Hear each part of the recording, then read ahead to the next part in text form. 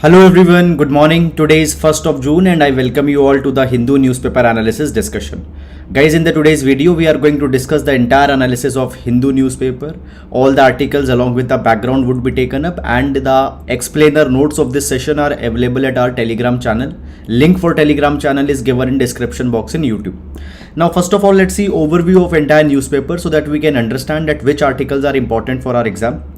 Here if we see the first article, GDP expanded 6.1% in 22-23's last quarter. Okay, so basically guys, here we see this particular thing that the final quarter data has come out and there is an expansion in GDP, that is, which is a good thing because of right now Russia-Ukraine war that is going on, global inflation and global uncertainty that is there. In that, this is a good outlook. Now, one thing guys, you need to understand that here you are not required to track the month by month movement of the GDP, where it is going on, what is the growth rate. Month by month is not important. The yearly estimates are something that you can use as a can use in your answer to support your points, but not month by month, quarter by quarter data. Then further moving on, central government promises to provide air connectivity for Manipur hill area. So guys, we have seen from so many of the days that this Manipur crisis is going on and there are the concerns of the people with respect to the connectivity, with respect to the infrastructural development also. These frustration often get manifested in these kind of confrontations also that happen. So government has provided that they will be provided the air connectivity. However, we need to see that how finally this particular plan will be executed. Then guys, further moving on in this particular direction, a case against a WFI chief under consideration. We'll see this particular article guys with respect to the examination. Fine.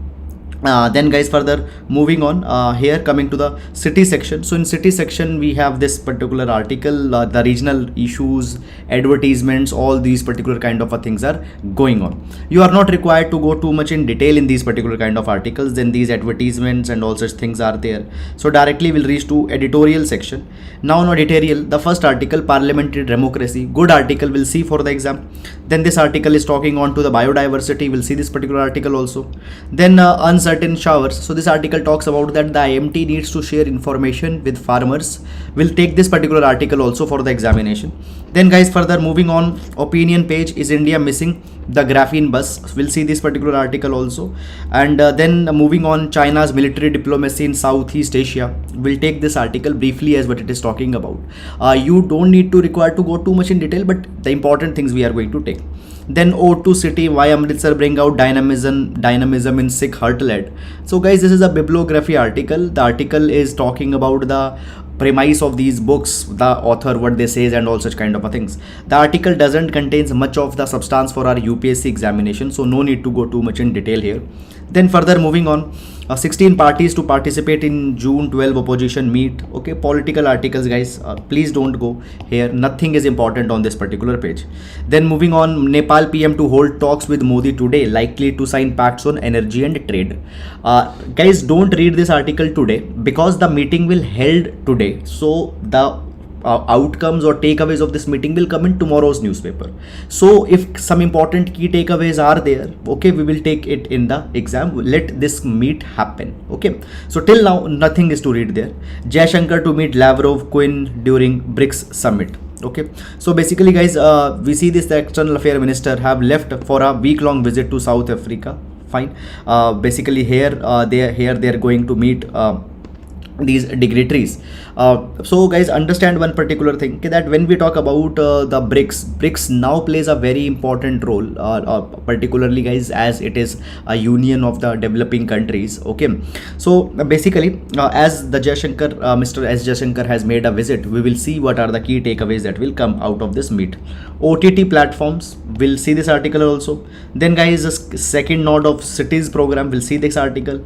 World's largest grain storage plan, we'll see this article also. Then on the world page, North Korea spy satellite launch fails as Cholima 1 rocket falls into the sea. Okay, so basically guys, North Korea has attempted to launch this spy satellite, okay, but basically the rocket carrying it has failed. Then further moving on guys in this direction, business page, risk to 6.5% growth goal. Fine. And then we have these particular 6.5% growth goal more evenly balanced now.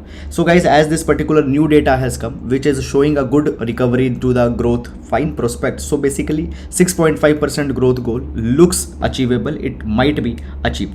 Then fiscal deficit narrows to 6.4%. Okay, guys, understand this particular thing that you are not required to track every month by month fiscal deficit, export import performance, where the GDP is going on, because by the time you'll write your exam these data will become old. Okay, then further moving on, India seeks leeway to plan shift to sustainable aviation fuel.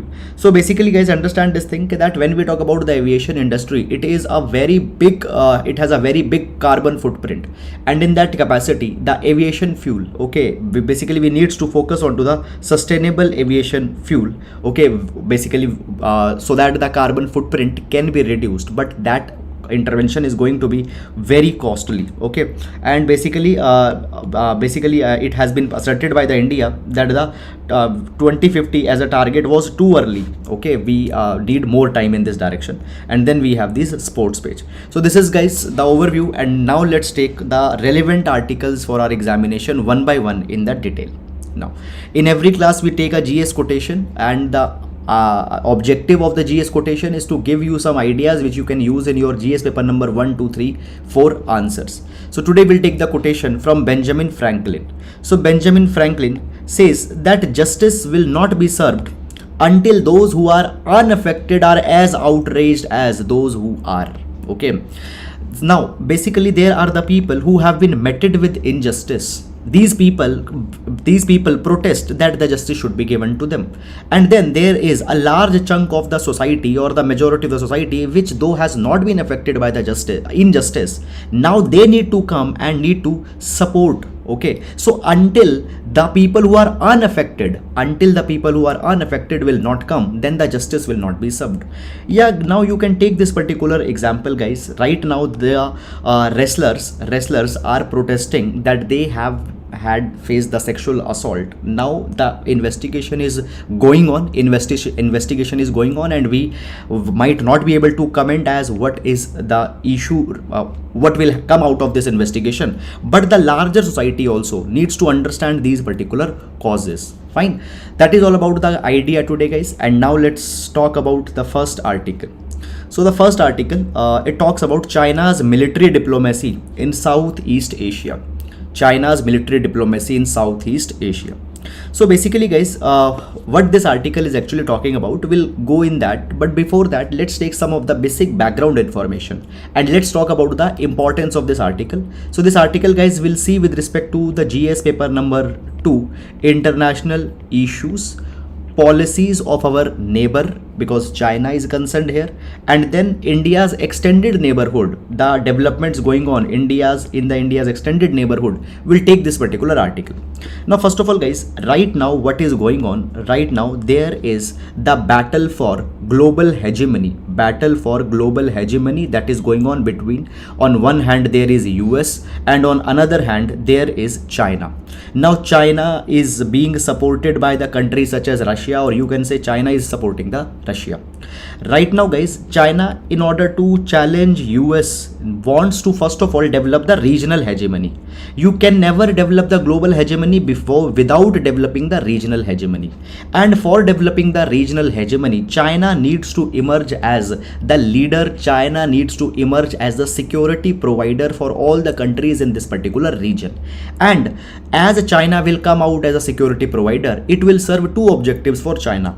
Objective number 1, China's regional clout will be established. Objective number 2, China, by showcasing itself as a dominant power, China will also be able to tame those countries in the neighborhood or the region which are challenging the China's supremacy. Now let's see that what the China is doing in this particular direction by the help of this particular article. So this is the context that you should know first, though not given in this particular article, but you should know this thing first so that you can approach with a context to this particular article. Now guys, what China has come, China has now proposed that it is expanding its military outreach with the Southeast Asian countries, and in this particular context the ASEAN region comes. that is the Association of Southeast Asian Nation. So in the neighborhood, China wants to participate in more and more military exercises. Now guys, what has happened? China has come out with their kind of an ambitious plan, and this ambitious plan is GSI initiative. What is this GSI initiative? GSI stands for the Global Security Initiative. It stands for the Global Security Initiative. Under this Global Security Initiative, China is going to conduct the military exercises with the countries of the ASEAN region, with its neighboring countries, and as China will do the military exercises, China will showcase that it is the big brother, it is the net security provider to the region. Now, as the part of this Global Security Initiative, China has structured the exercises with countries such as Cambodia, Singapore, Laos. Okay, and further it wants to reach to maximum of the countries in this particular region. Now, first of all, guys, let's understand this particular thing, that why China is conducting these exercises, military exercises with these particular country. First of all, guys, understand that, see, first of all, you please focus on this particular picture here. So here we have China. Fine, here we have China, and here we have the South China Sea. Now, when we talk about the South China Sea, so there is a historic 9-line claim of China. China, as per this 9-line claim, says that virtually this entire South China Sea belongs to the China and it will come into the China's exclusive economic zone. But the other countries, and particularly the Philippines here has a issue with this particular thing. Philippines says that if entire South China Sea will be claimed by the China, what about the navigation of the seas? What about the Philippines exclusive economic zone? Actually, guys, most of the countries in this particular region are concerned with the China's claim on the South China Sea, but the Philippines is one which has been more vocal, number one. Secondly, guys, Philippines is also aligned with the USA. Now, guys, understand this particular thing, that we have seen in the start that China wants to become the global hegemon, so therefore it has to challenge the USA, which is the present global hegemon right now. Okay, and it has to challenge the USA. Now, guys, as US also knows this particular thing, that what China is aspiring for. So what US wants to weaken China before the China rises. Again, understand, USA wants to weaken the China before the China rises. So therefore, what USA is doing, USA is trying to make alliances, USA is trying to cooperate with those countries who are in the China's neighborhood, so that first China is stopped from being the regional hegemon altogether. First regional hegemony comes, then the global hegemony comes. So USA wants to stop the China's regional hegemony first of all. We can see these examples. For example, quadrilateral security dialogue. In this, the partners of USA are India, Japan, Australia. All are in the vicinity of China. Secondly, guys, we see we have Indo-Pacific Economic Forum, IPEF. Okay, IPF, PGII, all these initiatives are the ones where USA is putting forward a kind of a narrative that we are focused on the rule-based Indo-Pacific region. We don't want that any rule should be broken in Indo-Pacific. The norms should be respected. And in this capacity, guys, USA is also, what it is doing, it is supporting the Philippines. What USA is doing, USA is also supporting the Philippines here. Okay, USA is also supporting the Philippines here. Fine. Now, USA supporting the Philippines. Why? USA says that the Philippines' concerns are genuine. It also has a stake into the South China Sea. And as the China is claiming the entire South China Sea, China is breaking the United Nations Convention on the Laws of the Seas. So USA says that we want that the order should be established, and therefore we are supporting the Philippines because China is breaking the order. And guys, in this particular capacity, what has happened? Philippines also is eager to take the help of the USA, and Philippines have already decided that the USA will be given access to 4 military bases, access to the 4 of the military bases. Now, if the USA gets the military bases here, then US will come very much in the backyard of the China. Moreover, 4 military bases are being given, and already there are 5 military bases that have been given to the Philippines. 4 will be given now, 5 have already been given. And for this particular thing, enhanced defense cooperation agreement has also been signed between the Philippines and USA. Okay, so this is something that is happening. Now guys, here there is particular one location that has been mentioned, that is the dispute, maritime border dispute is also there on the Luzon Strait in the between the Philippines and the Philippines and the China. So here we can see that Luzon Strait is situated. Okay, so here there is China, there is Taiwan, and there is Luzon Strait. So here also the dispute is there. Now guys, as Philippines is supporting USA, these countries are coming together, so China needs the support of the other regional players, and therefore China is come out with this global security initiative where it is taking up the military exercises with countries such as Cambodia, Singapore, Laos, and it is a direct warning to the Philippines as well as to an extent to the USA also, that we also have the regional support. So this is the dynamics of this entire exercise that has happened. Now guys, what this particular article is actually talking about, the article is talking about that what is the countries' expectations from these particular GSI initiative, military exercises that the China is taking.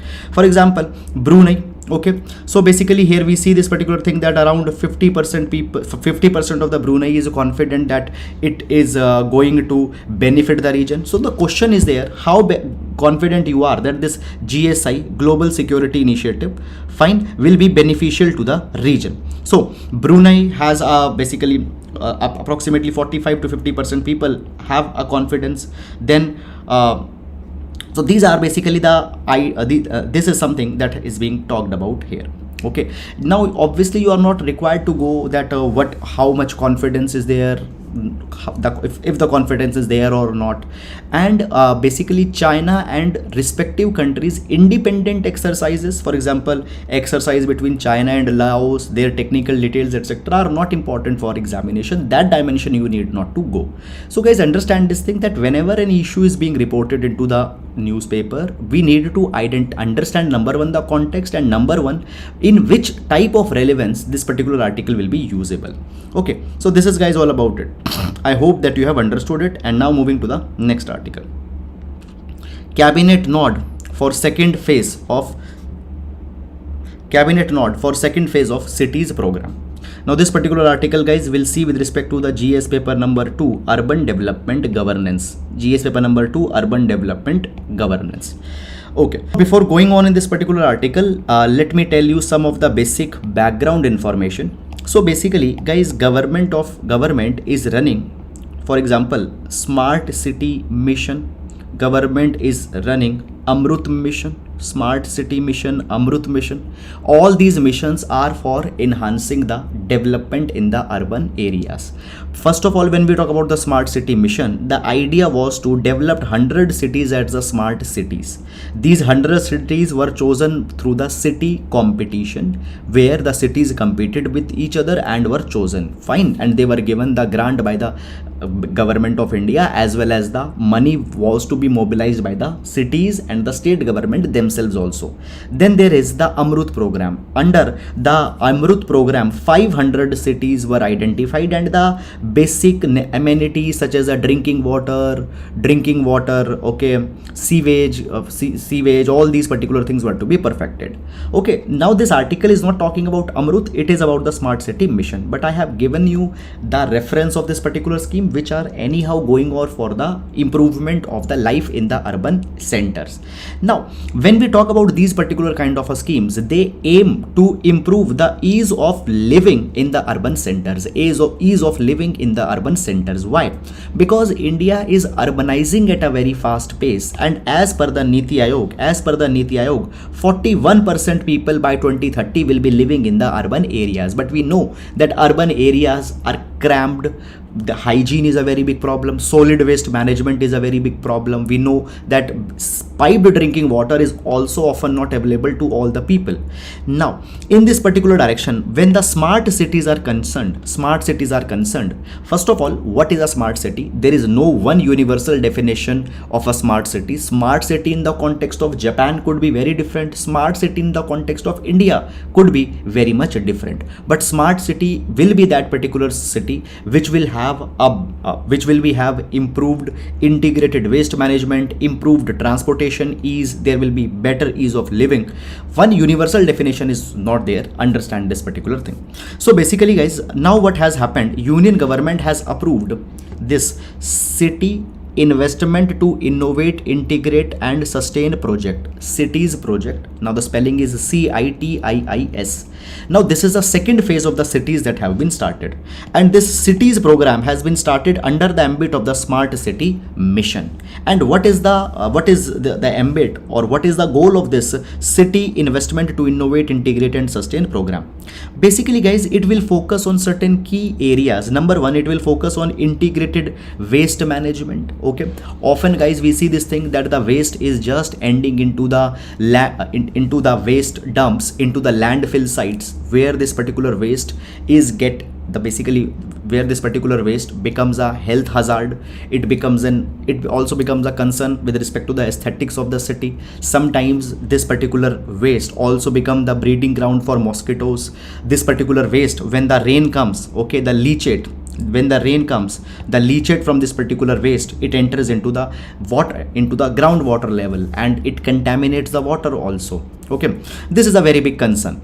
So basically for the waste management, there will be the facilities that will be developed. Then climate oriented reform actions will be taken up. Now understand this particular thing guys, that already we have seen that IPCC, Intergovernmental Panel on Climate Change, says that 1.5 degrees Celsius limit will be breached before in 2030s. Okay, so our cities are very much vulnerable to the climate change. So climate oriented reform action plans, we need to prepare our cities for the climate change, and for that particular thing also there will be the reforms that will be taken up. Now this cities 2.0, it will be started initially for the 18 cities. Out of the 100 smart cities, 18 cities first it will be implemented, and these cities will be selected on a basis of a competition where the smart cities will compete with each other, and on certain objective parameters 18 will be selected. Now guys, this particular program aims to promote the circular economy. Now guys, what is the circular economy? Understand this thing. Basically, suppose you bought a particular product, you used that product and then you discarded that particular product. This is the linear economic model. But what is the circular economic model? Circular economic model is something like this, that you bought a particular product, you used it, then you reused it, then you recycled it, okay, or you refurbished it. Okay, so this is a circular economic model, and for circular economic model we need to focus on integrated waste management. Plastic waste, electronic waste, plastic waste, electronic waste, they needed to be managed in a durable manner so that better recycling, better reusing can happen. The goods that people have discarded, they should also be able to be used and reused. For circular economy, therefore integrated waste management is very much important. I also already discussed about the climate oriented reform action plan.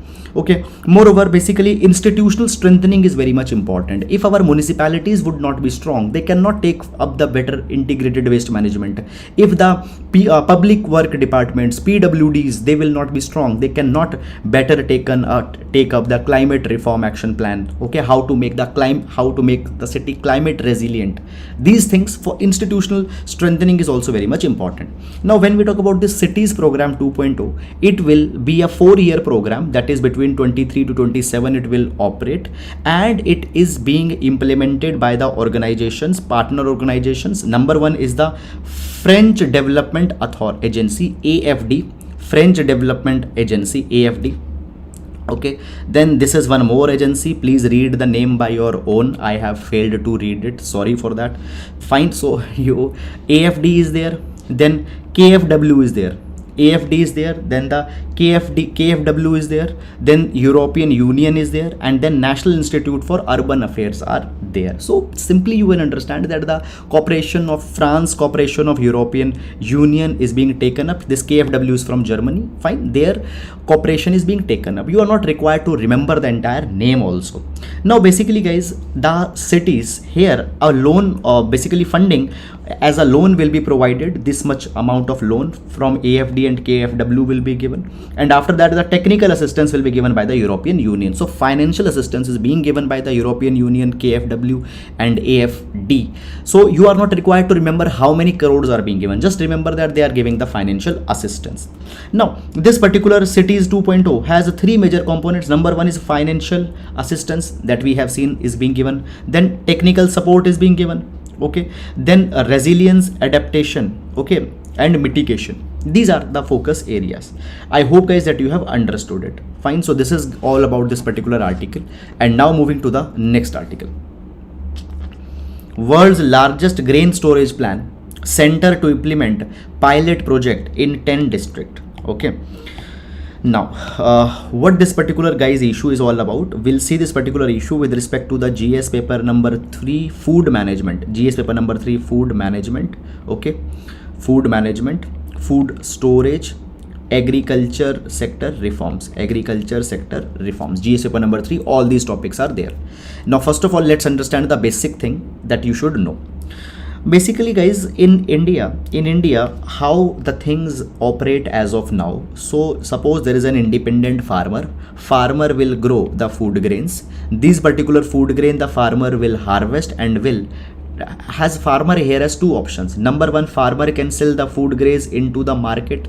Second, the farmer can sell these particular food grains to the government at the minimum support price, Then the government will store this particular food and will give to the people at subsidized prices under the PDS, public distribution system. Under PDS there are FPS, that is the fair price shop. Fair price shops are your ration shops where you go and you take the subsidized food. Okay. One more update, for 1 year government has decided that even 3 rupees kg for rice, 2 rupees kg for wheat and 1 rupee kg for coarse grain that it was earlier taking, that also will not be taken free of cost. It will be provided for 1 year. Okay. So basically guys, this is one mechanism that the farmer can sell the food to the government and at MSP, and then it will give it to the people. Second is that the farmer can sell that particular food grain into the market also. But there is one particular problem. Basically guys, understand this thing, that harvest happens in a region at the same time, and there are thousands and thousands of farmers who are ready to sell their product. You might be knowing the principle of the demand and supply. When the supply, price and supply, you might be knowing the principle of the price and supply. When the supply has increased a lot, the price will go down. Fine. Now understand this particular thing guys, that all the farmers at the same time reach the market to sell their product. They get very low price. And farmer is there is a compulsion of farmer to sell. Why? Because farmer doesn't have the storage facility where he can store his agriculture produce and can sell, let's say after 1 month or 30 days when the market has again come back to a balance. Farmer could do this thing but is not able to do. Why? Because storage facilities are not there. So this is something that basically guys, this is something which is impacting the income earning capability of the farmer. Now understand this particular thing guys, that government has already constituted the Ashok Dulwai committee, and Ashok Dulwai committee gave the goal that we need to double the farmer's income. Originally the goal was till 2022, then the goal got revised to 2024. So farmer's income is to be doubled up. So farmer needs to given more remunerative prices, and one way is that farmer should sell the produce when the market conditions are good, should not sell the produce immediately after the harvest. Okay. Now guys, for this particular thing, what has happened, Union Cabinet has now approved the constitution and empowerment of interministerial committees. So basically guys, understand this particular thing, different ministries are there which are involved with respect to the agriculture sector, food and all such kind of things. I will give you one example. For example guys, see, there is the Ministry of Agriculture and Farmer Welfare, Ministry of Agriculture, Farmer Welfare, Fine. Then you have the Ministry of Cooperation. You have the Ministry of Cooperation. Okay. So all these ministries will be coming together and they will make an interministerial committee. And the focus of this interministerial committee will be to establish the infrastructure, will be to establish the warehouse in the rural areas, in the block level, where the farmers can store their agricultural produce. Fine. So what is the goal of this interministerial committee? Interministerial committee will coordinate that how we can create the infrastructure, warehouses, so that the farmers can store their produce. And here the government is trying to make the world's largest grain storage facility. So it is the world's largest grain storage plan, okay, that the government is coming out with. So basically guys, right now what will happen, government of India will take up a pilot project. Pilot project is something which is taken on an experimental basis. So in start, 10 selected districts in the different states, government will try to build the storage facility, and after learning the lessons from that, then the other districts, other states will also there also it will be implemented.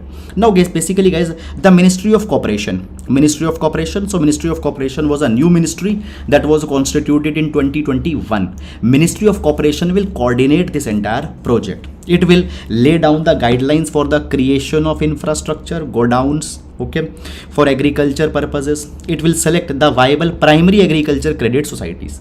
Now guys, what are these primary agriculture credit societies?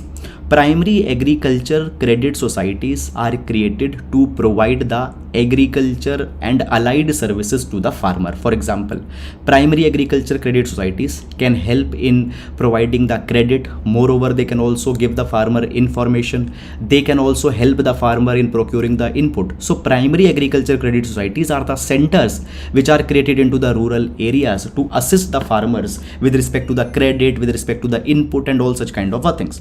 So basically these primary agriculture credit societies will be a kind of a linchpin in all these particular development. So basically guys, what the government then one more important thing is guys, it is a convergence plan. What is a convergence plan? In convergence plan, what happens, the existing mechanisms or existing funding will be used. So no new money has been given, okay. It will be, the plan will be implemented by using the outlays that have already been provided to the respective ministries, okay. Then guys, further moving on, I have already told you that because of the lack of storage capacity, food wastage happens. Farmers are forced to sell the price immediately, even if they are not getting the good prices. Now guys, government has also proposed one more mechanism here, and this is a very interesting mechanism that you should know about. What government has proposed? Government has said that actually what farmer can do, farmer can come and can sell their crops to the PACS, that is the primary agriculture credit societies, and can receive some money immediately on the MSP prices. Let's say the farmer has grown 50 ton of rice, 50 ton of, let's say, wheat. The farmer needs some money immediately. The farmer said that okay, 10 ton of wheat you keep and give me price as per MSP, and 40 ton the farmer can ask the PACS that you sell in the market, and on that basis of that particular thing you give me the price. PACS will cooperate the farmer in this particular capacity. Fine. For example, I am a farmer, I will go and will say that okay, for 10 ton you give me MSP, and for 40 you sell it into the market, and whatever you price get it, when the conditions are good, give me that. In lieu of that, the farmer will get a receipt. That you have deposited this much of the grain.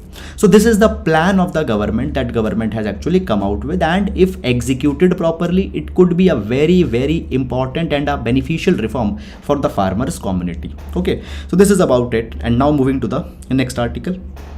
Okay, sir, who procures the grain at MSP, FCI or state government? See, FCI procures it, state governments, not FCI procures that particular thing. Then that particular basically food grains are given to the different state governments to be distributed under the PDS, public distribution system. Okay, now moving on guys, is India missing the graphene bus? Now what is this particular article all about? So guys, this particular article will see with respect to the GS paper number 3, science and technology. So the article is talking about the wonder material graphene. Now graphene has been called as a wonder material, and we are going to see all the applications of the graphene here. And guys, even in the prelims these particular kind of questions are asked, so we will take this particular article with respect to the prelims also. Now first of all guys, understand this particular thing, that three sectors are there which have revolutionized the modern day: artificial intelligence, quantum computing, and graphene. So artificial intelligence has given a new power to the softwares, quantum computing has given the new power to the computers, and graphene is a wonder material which can give a kind of a new power to the materials. Now first of all, what are the benefits of the graphene? Now first of all guys, the graphene was discovered in 2004. Number one, graphene is the world's thinnest, strongest, and most conductive material. It is very much conductive for electricity as well as for heat. Conductivity is very much good. If electricity conductivity is very much good, it means that the electricity that is passing, the electricity losses through the resistance, etc., will not be there. Fine. It is 200 times stronger than the steel, but 6 times lighter. 200 times stronger than steel, 6 times lighter. And at the same time, it is nearly transparent. It absorbs just 2% of the light. Okay. Moreover, it is also impermeable to the gases. Fine. So and even the gases such as hydrogen and helium cannot pass through that. So guys, for the hydrogen storage also, the graphene can be used. Then secondly guys, it has the potential to revolutionize the electricity sector, conductivity, energy generation, batteries, sensor, every sector it can revolutionize. How? We will see this thing. First of all guys, when we talk about the graphene composites, so you know that right now basically we are using in aeronautical sector, we are using the composite products which are made up of the different metals. So guys, graphene composites can be used. So basically, for example, in aluminium you can mix the graphene. Okay, graphene composites can be used to make aerospace, automotive, and sports equipment also, and even in the construction also they can be equipped. They have very much high tensile strength, they have high durability. Okay, graphene can also be used in the sensors for environmental monitoring, healthcare, and the wearable devices. Fine. Now basically when we talk about the graphene oxide membranes, they also help in the water purification, and graphene based masks were also used during the time of the COVID-19. Then we have already discussed that the graphene is 200 times stronger than the steel and 6 times lighter than the steel. So it also makes a promising material for armor and ballistic protection. Okay, so armor, the tanks, fine, they can be made up of, basically a kind of a coating can be made. Armor, okay, so basically the jackets are there which protect our forces from the bullets and etc. So those armors, ballistic protection can be made up of the graphene materials. Then graphene also can absorb and dissipate the electromagnetic waves. Now guys, understand this particular thing. See, suppose this is an airplane of Indian forces. Okay, this is an airplane that is flying. Now basically what can happen through the electromagnetic waves, the enemy can sense the airplane if the airplane has entered into their zone. Basically when we talk about the graphene, what graphene do? Graphene can absorb all these electromagnetic waves. It will absorb all these electromagnetic waves. So waves will not rebound back, will not reach to the enemy, and enemy will not be able to know about this plane. So it gives the stealth feature. Okay, stealth feature is that when a plane or when any kind of a tank, ship can operate in a discrete mode. So that is something that is being given. Then after, the graphene is very much sensitive to environmental changes, and therefore graphene can be used as an excellent candidate for sensing chemical contamination, biological contamination, if there are some explosives, if there is some radiation leak that has happened, that all thing can be sensed very effectively by the graphene. Okay, so some kind of a contamination, some kind of a leak. So fine. Now guys, we see this thing that the biological warfare's risk is also increasing a lot. Okay, so basically if such contamination has happened, it can be sensed by the graphene based products. Now at the same time, graphene also have an economic advantage. Now guys, understand this thing.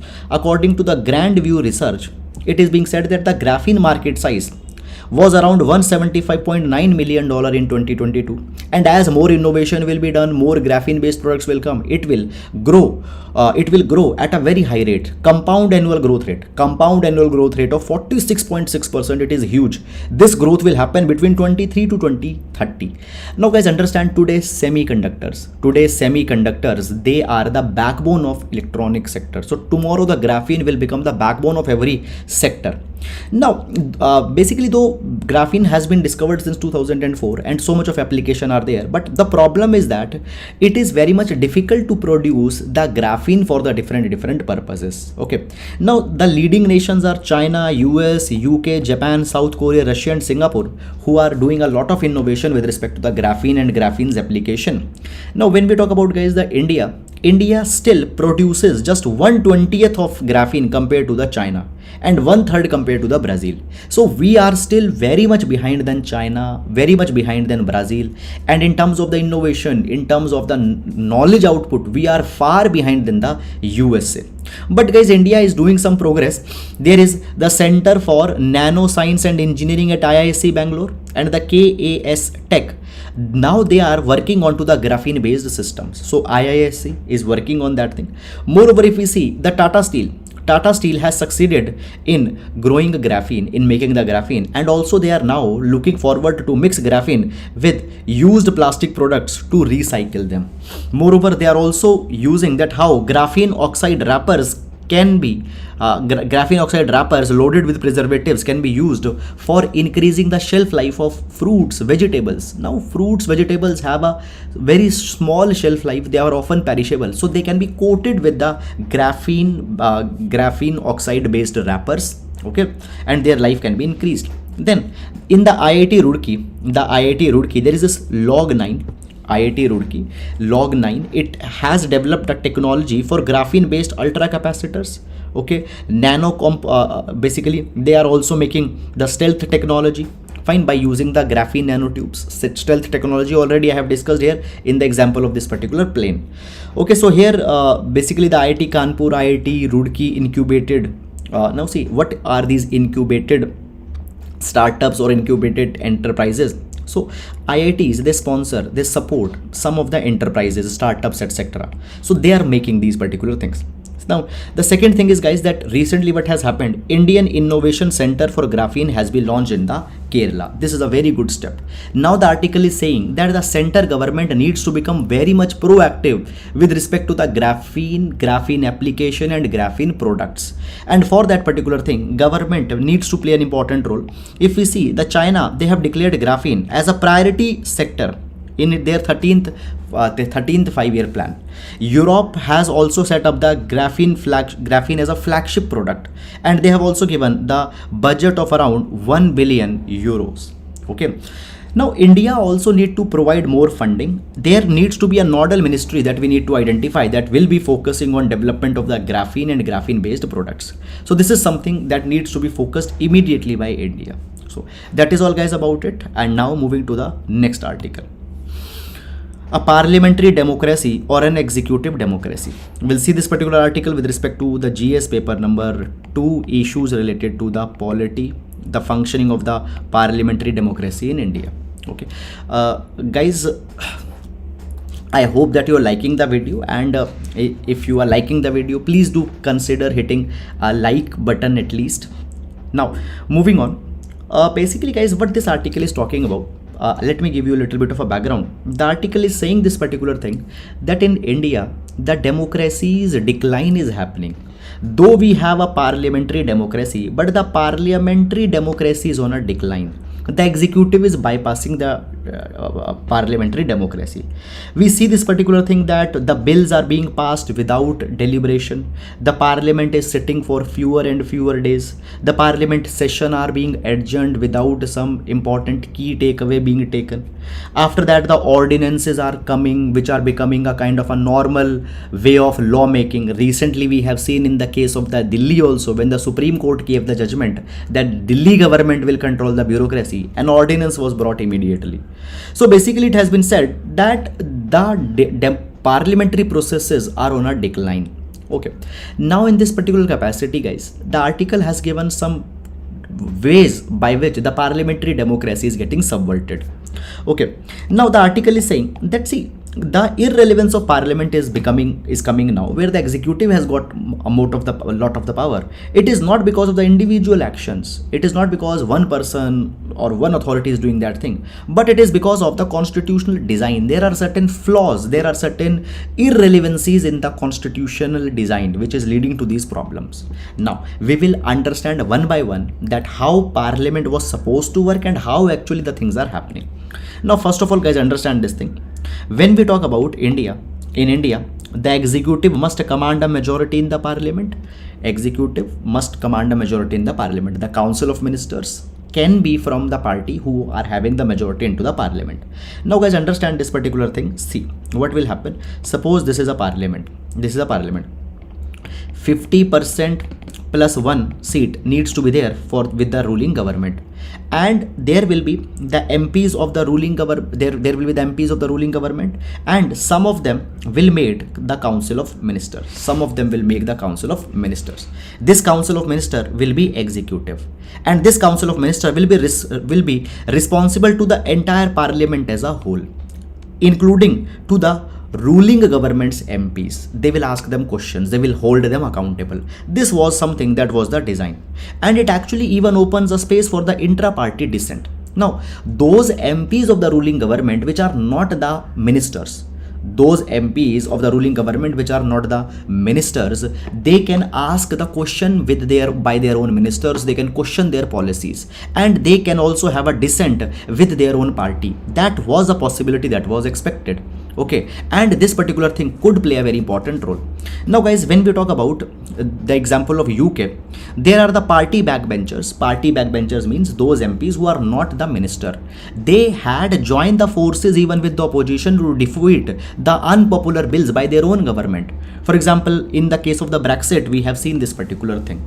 So the ruling government's MPs who are not minister, they tie hand with the opposition MPs and defeat their own government for important national matters. This is one way that could actually help in making parliamentary democracy more functional. Then second, guys, opposition has been granted certain rights into the parliament. In parliamentary proceedings, they can hold executive accountable. They can ask the questions from the executive, from the ministers when they want. This is second safeguard that was given. Then third safeguard that was given is that speaker is there. Speaker has to be neutral. Speaker has to be an independent authority and will hold the government questionable. Then fourth, guys, upper house, Rajya Sabha. So Rajya Sabha is a second chamber which can revise or which can hold the bills that have been passed by the lower house, the Lok Sabha. If there are some hasty legislations, if there are some legislations which are not in the spirit of the democracy or the constitution, these laws can be held back by the Rajya Sabha. Rajya Sabha has been given a large power with respect to the lawmaking. But all these provisions, all these things have actually got diluted in the context of India. How they have got diluted in the context of India? Let's understand them one by one. So basically, guys, first, though the MPs who are not the ministers, they can dissent with their party, they can go against them, but that particular thing has been taken back by the 10th schedule. Now guys, understand 52nd Constitutional Amendment Act introduced the anti-defection law and the 10th schedule, and it provides this particular thing that, see, now every political party has a whip. Okay, whip, you can understand that just as a discipline officer.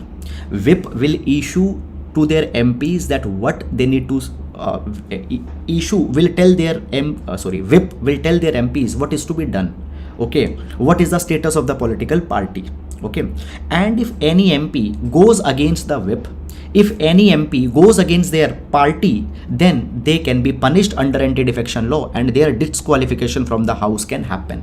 So if you are against your party's whip, you could be disqualified. So intra-party dissent has died. Within the party, you cannot go against your high command. Then second thing is that basically, guys, when we talk about the Indian Constitution, there is no specific space in the political opposition to ask the direct questions from the Prime Minister. Now there should be a mechanism to ask direct question from the Prime Minister, and Prime Minister should be obliged to answer those particular questions. But direct asking the question from Prime Minister, there is no possibility. Then second thing is that yes, the role of Speaker has become bipartisan.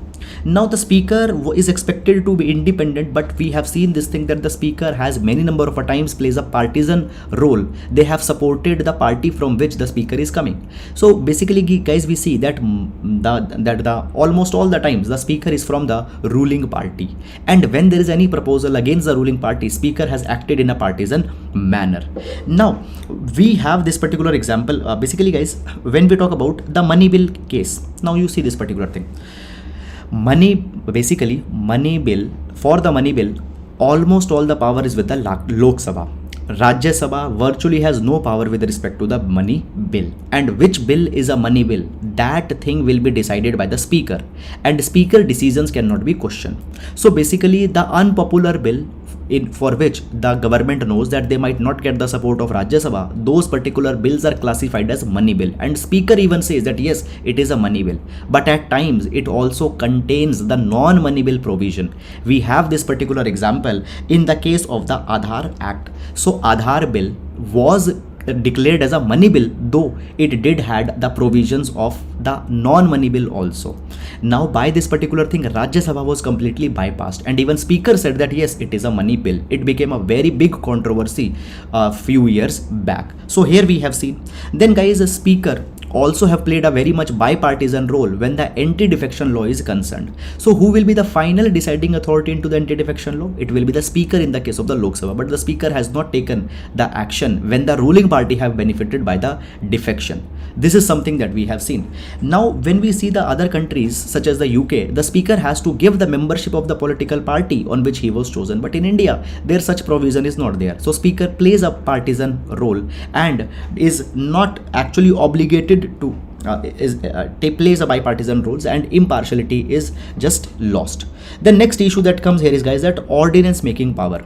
Now ordinance was to be used for an emergency, but deliberately government has used ordinance as a parallel law making process.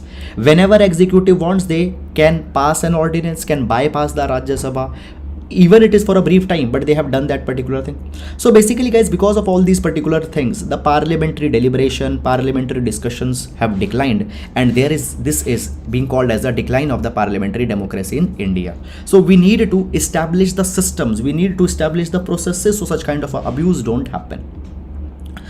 Moving to the next article, uncertain showers. Now this particular article guys, we'll see with respect to the GS paper number 1, monsoon and related issues. Okay, now before going in this particular article guys, now the monsoon is just about to start, and IMD, that is the Indian Meteorological Department, issues the warnings, it issues the update with respect to the monsoon rains and all such kind of things. Now guys, IMD's updates are very much important for the farmers, so that the farmers can take the timely decision, so that the farmers know about the prevailing climatic condition. Now this particular article is raising one particular point, that the IMD has said that it is very much certain that this particular year will be the El Nino year. This particular year will be the El Nino year. Okay, now guys, understand this particular thing, that when we talk about the El Nino, so basically in the El Nino we see this particular thing. Okay, now you guys already might be knowing about the El Nino also. So basically guys, we have seen this particular thing, that in the El Nino year what happens, fine, suppose this is a South America. So we find this particular thing, that basically there will be the piling up of the hot water in this particular region, and what will happening basically because of this particular thing, we find this issue that the rainfalls in the region of Indian subcontinent, the rainfalls around the Indian subcontinent, they get weakened up. Okay, so basically guys, in the normal year what we see, this is for example the South America. In the South America there is the cold water that upwells here. This particular cold water is upwelling here, and basically the hot water gets accumulated near the region of Australia, and that particular hot water helps in better convection, and because of that particular thing, a better rain comes into the region of the Indian subcontinent. But when then El Nino is there, basically the easterly winds, they will weaken up. Easterly winds, they weaken up. Easterly winds are responsible for carrying that hot water around the Australia, but easterly winds weaken up in the El Nino year. This water will pile up here, and better rains will be here. Much more rains will be here in this particular region rather than the Indian subcontinent. So El Nino every year has impacted the rainfall whenever it has come. This year there will be definitely the El Nino, but still it is being said by the IMD that there will be the normal rains. IMD says that thing, that the rainfall will be at 96%. So there is a 50-year long-term average. Okay, the average rainfall, whatever it is, it will be near to that average, 96% near to that particular average. Now, if the rainfall would have been less than 96%, it would have been categorized as a below normal rain. But IMD is not saying that the rain would be less even than when there is an El Nino. Why? Because the IMD says that at the time of the El Nino, there will also be the Indian Ocean dipole that will emerge. Now, what is Indian Ocean dipole? So basically, guys, the Indian Ocean dipole, there is the positive Indian Ocean dipole and a negative Indian Ocean dipole.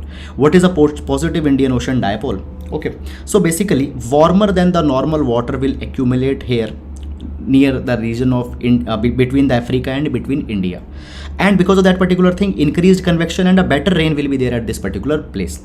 Fine, here there will be the cooler than the normal water, so rains around the Australia will not be good. But the negative phase of the dipole is the opposite, that is the hot water at this particular place and the cold water at this particular place.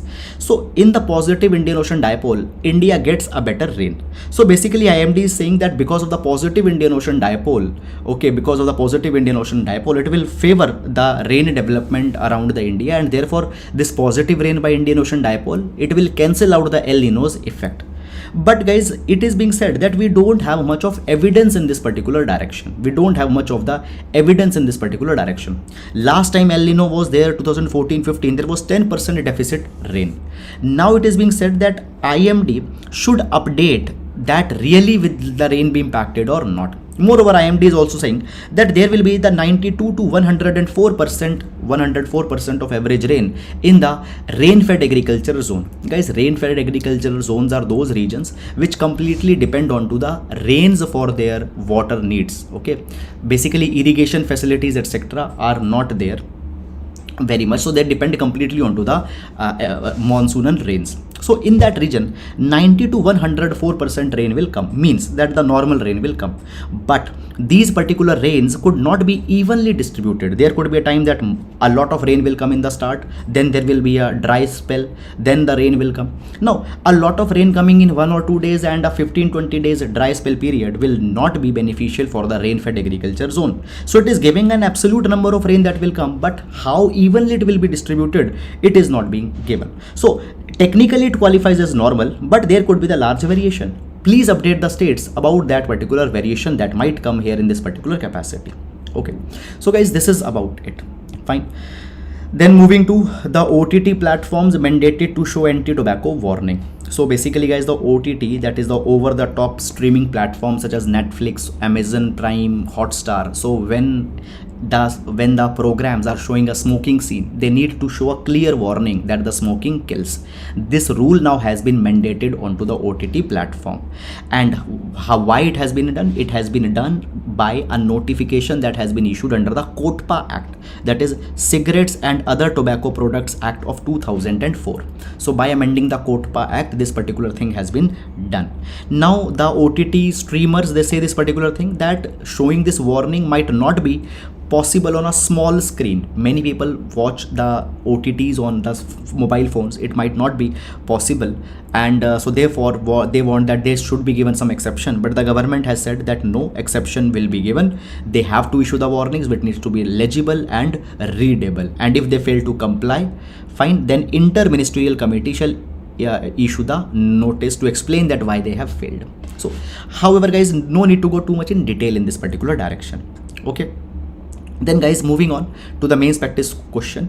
Okay, so guys, to move into the main practice question, what is causing China's growing influence in the Southeast Asia?